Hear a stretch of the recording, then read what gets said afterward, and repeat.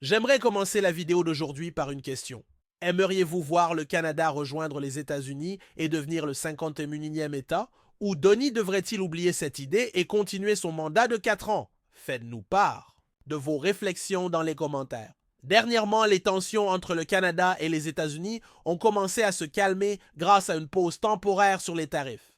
Avec cette pression allégée, les politiciens canadiens ont changé de cap.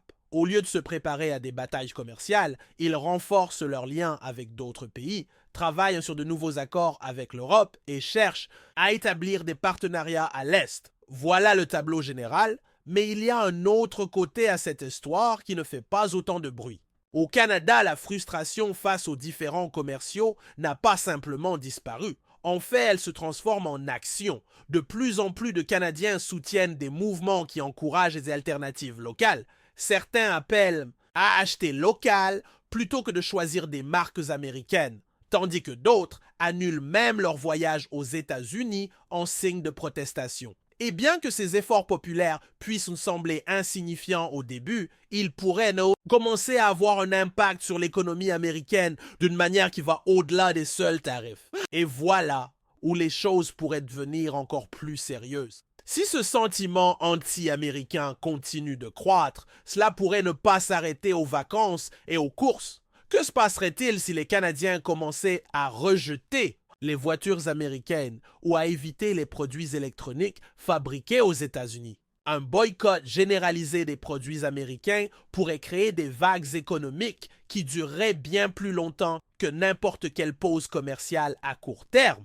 Avant de plonger plus profondément dans la manière dont ces mouvements gagnent du terrain, faisons un retour en arrière. Comment en sommes-nous arrivés là? Depuis le début de son second mandat, le président Trump a fait du Canada une cible fréquente. Il ne s'agit pas seulement de négociations commerciales. Ses commentaires vont bien au-delà de l'économie. En utilisant sa plateforme sur Truth Social et lors de ses discours, il a ravivé de vieux débats sur la relation entre les États-Unis et le Canada en poussant une idée aussi audacieuse que controversée. Trump a suggéré à plusieurs reprises que le Canada pourrait tout aussi bien devenir une partie des États-Unis. Il a évoqué l'idée qu'avec des impôts plus bas et une meilleure sécurité sous la direction américaine, le Canada serait mieux loti en devenant le 51e État des États-Unis. L'un de ses commentaires les plus médiatisés a eu lieu lors d'un post sur le hockey. Trump a écrit « Je vais appeler notre grande équipe de hockey américaine ce matin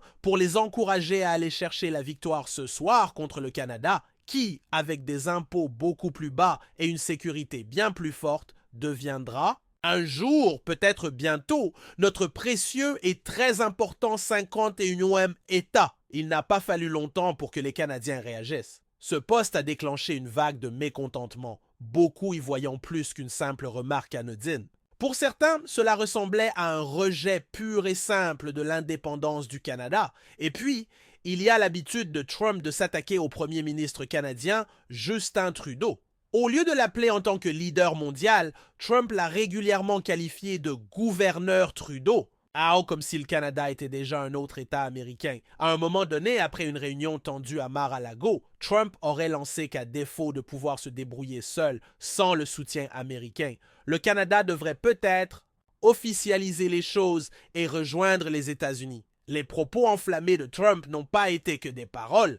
Il les a accompagnés de menaces répétées, avertissant que si le Canada ne changeait pas sa politique, son administration imposerait de lourds tarifs douaniers sur les produits canadiens. Lors d'une de ses premières conférences de presse, il a mentionné des problèmes comme l'immigration illégale et le trafic de drogue pour justifier ses menaces économiques. Son message était clair. Si le Canada ne fait pas d'efforts pour stopper le flux de fentanyl et des immigrés illégaux vers les États-Unis, nous n'aurons d'autre choix que de frapper où ça fait mal financièrement. Peut-être que le Canada devrait simplement rejoindre les États-Unis pour faciliter les choses pour tout le monde. Ce n'était pas qu'un commentaire isolé. Trump a intégré ces déclarations dans une campagne plus large visant à faire pression sur le Canada.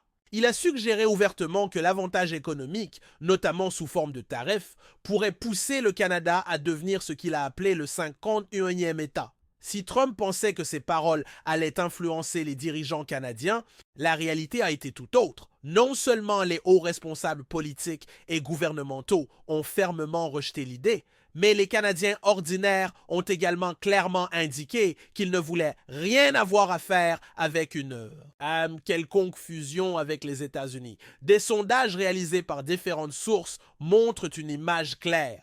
Les Canadiens ne sont pas partants.